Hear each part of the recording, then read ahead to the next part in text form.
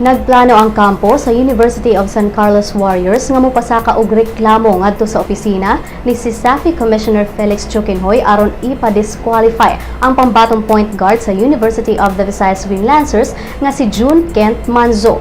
Kinigumikan sa gingong pagsukmag ni Manzo sa tiyan sa import sa Warriors nga si Schuster Olago sa deciding Game 5 sa SAFI Final Series ni adtong Martes. Mingdaog ang Warriors alang sa labing una nilang titulo sa college basketball sulod sa 57 ka mga tuig.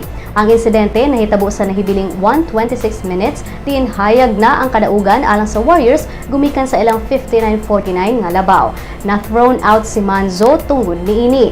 Nagsuka-suka si Olago pipila ka minutos human niini og gidala kini sa Changhua Hospital. Wala na kini nakaapil sa kasaulugan sa Warriors sa Grand Convention Center Cebu pagkahuman sa duwa. Nakasinati isab si Olago og blunt abdominal trauma ug padayon pa kining giobserbahan sa mga doktor.